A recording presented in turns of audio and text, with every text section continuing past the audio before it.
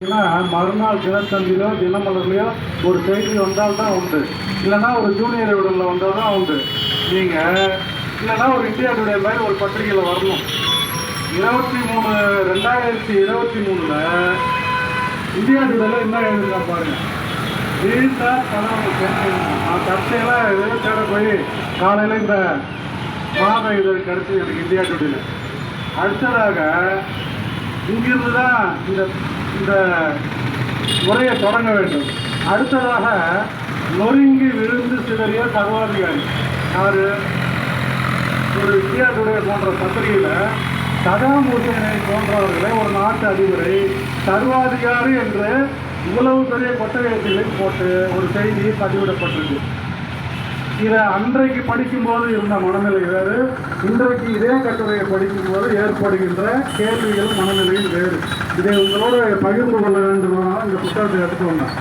நேற்றைக்கு முன்தினம் கூட இத்தாலியினுடைய பெண் பிரதமர், அவங்க பேர் நினைவில்லை, அவங்க கேட்குறாங்க, பிற நாட்டு விஷயங்களில் தலைவரத்துக்கு நீ யார் அப்படின்னு அமெரிக்காவை பார்த்து கேட்குறாங்க. அப்போ அமெரிக்காவினுடைய நோக்கமே பிற நாட்டு சிறிய அதிபர்களை, எண்ணெய் வளம் கொண்ட நாடுகளின் அதிபர்களை எல்லாம் மத தலைவர்களாகவும் சர்வாதிகாரிகளாகவும் அவர்கள் பேரறிவு ஆயுதங்களை வைத்திருக்கிறார் என்கிற குற்றச்சாட்டை கூறியும் அவர்களை ஒழிக்கிறேன் பேரறி என்று பெரிய பாணியில் தொடர்ந்து ஈடுபட்டு கொண்டிருக்கின்றார்கள். அவர்கள் ஒரு சிம்பத்தை ஏற்படுத்துகிறாங்க பிறர் மேலே. அவன் சரியில்லாதவன், அவன் தீவிரவாதி, அவன் சர்வாதிகாரி, அவன் மத தலைவர். ஆக அமெரிக்காவினுடைய அதிபர்கள் மாறுகிறார்கள். அது ஜார்ஜ் புஷ்ஷாக இருக்கலாம், ஜோ பைடனாக இருக்கலாம், அல்லது ஒபாமாவாக இருக்கலாம், இப்போ இருக்கிற ட்ரம்ப்பாக இருக்கலாம், யாராக இருந்தாலும் ஒரே வேலையை தான் செய்கிறான். ஆனால் அதிபர்கள் ஆள் மாறுறான், பேர் மாறுறான், செய்கிற வேலை கூட ஒன்று தான். அன்னைக்கு ஜார்ஜ் புஷ் இருக்கும்போது சதாம் ஹுசேன் நிறுத்தப்பட்டார். நாங்கள்லாம் காலையில் டீக்கடையில் பார்த்து அந்த செய்திகள் என்ன வந்திருக்குன்னு பார்க்க உட்காந்தோம்னா பக்கம் பக்கமாக வரும்.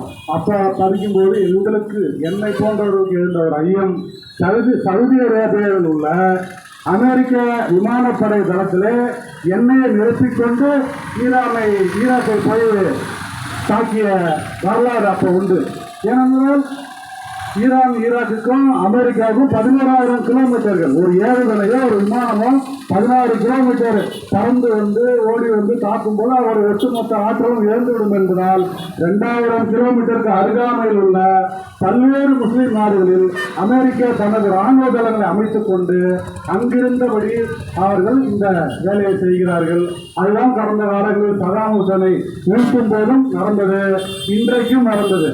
நான் கடந்த மனிதநேய ஜனநாயக கட்சி சார்பில் இதே பிரச்சனையை கண்டித்து ஒரு ஆர்ப்பாட்டம் பண்ணும்போது கூட நான் சொன்னேன், பல்வேறு நாடுகளில் அது கத்தாராக இருக்கலாம், ஜோர்டானாக இருக்கலாம், சிரியாவாக இருக்கலாம், பஹ்ரைனாக இருக்கலாம், துபாயாக இருக்கலாம், சவுதி அரேபியாவாக இருக்கலாம், எல்லா நாடுகளிலும் உள்ள அமெரிக்க விமான தளங்கள் நோக்கி தற்போது ஈரானுடைய ராக்கெட்டுகள் வீசப்பட்டன. நான் அதை வரவேற்றேன். அது ஒரு நல்ல முடிவு. அவர்களுக்கு ஒரு பாடத்தை கற்பிக்க வேண்டும் என்று சொன்னால் இப்படி சிந்தித்தால்தான் முடியும். அதனால்தான் இன்றைக்கு 24 நாட்கள் ஆகியிருக்கின்றன இந்த போர் துவக்கப்பட்டு. இன்றைக்கு கதி கலங்கி நிற்கிறார்கள் இஸ்ரேலும் அமெரிக்காவும் என்று சொன்னால் அவர்கள் எடுத்த முடிவு, அவர்கள் எடுத்த வழி, அவர்கள் செய்கிற தாக்குதல் மிகச்சரியான ஒரு முடிவு. இல்லை என்றால் நீங்கள் அவனை எதிரியை ஒழித்து கட்டவே முடியாது என்கிற ஒரு நிலையில் இன்றைக்கு இந்த நாடு இருக்கிறது. இந்த ஆபிரகாம் லிங்கன் என்ற ஒரு போர்க்கப்பல் 1,00,000 கோடி சொல்றாங்க அதனுடைய மதிப்பு. அதை வாங்கணும்னா 1,00,000 கோடி ரூபாய் வேணும். அதில் 5000 போர் வீரர்கள் தங்கலாம், 5000 போர் வீரர்களுக்கு தேவையான உணவுகளை சமைக்கலாம், அவர்களுக்கான உடைகளை துவைக்கலாம், அங்கேயே தூங்கலாம். அந்த மாதிரி ஒரு வசதிகளை கொண்ட ஒரு 500 விமானங்களுக்கு மேல் தரவிறங்கக்கூடிய மேல் தளத்திலே வசதிகளை கொண்ட ஆபிரகாம் லிங்கன் இன்றைக்கு தகர்க்கப்பட்டிருக்கின்றது. ஜெரால்டு போர் அதுவும் தகர்க்கப்பட்டிருக்கின்றது. 2000 கிலோமீட்டர் பறந்து தாக்கக்கூடிய ஏவுகணைகள் தான் இருக்கின்றன ஈரானிடம் என்று உலகத்துக்கு சொல்லும் போது 4000 கிலோமீட்டர் தாண்டி தாக்கக்கூடிய ஏவுகணைகளும் எங்களிடம் உள்ளன என்று தற்போது நிரூபிக்கப்பட்டிருக்கின்றது. நாம் உலகத்தை தீவிரவாத பாதையில் செல்ல வேண்டும், ஒருவரை தாக்கிக் கொள்ள வேண்டும் என்கின்ற கருத்தை ஆதரிப்பவர்கள் அல்ல. உலகம் அமைதி பாதையில் செல்ல வேண்டும், உலக மக்கள் அமைதியாக வாழ வேண்டும் என்று சொன்னால் உலக அமைதி காணுகின்ற சர்வாதிகார நாடுகளின் அதிபர்கள் சர்வாதிகார போக்கை விட்டு வைத்து உலகம் அமைதியாக இயங்குவதற்கு அவர்கள் வாழ வழிவிட வேண்டும்.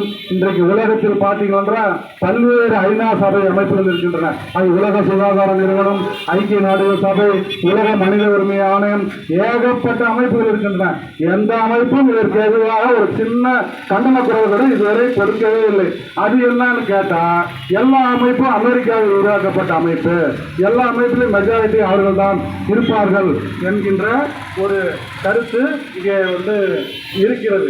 ஆக இன்றைக்கு நான் கூட முகநூலில் பதிவிடும்போது சொன்ன ரஷ்யா போன்ற நாடுகள், வடகொரியா போன்ற நாடுகள், சீனாவை போன்ற நாடுகள், இந்த உலகத்திலே உள்ள முற்போக்கு சக்திகள் எல்லாம் ஒன்றிணைந்து இந்த சர்வாதிகார நடவடிக்கைக்கு எதிராக, அமெரிக்கா ஏகாதிபத்தியத்துக்கு எதிராக ஒரு உலக அளவிலான ஒரு கூட்டமைப்பை உருவாக்கினால்தான் இது போன்ற அட்டூழியங்களுக்கு ஒரு முடிவு காண வேண்டும் என்று நான் சொன்னேன்.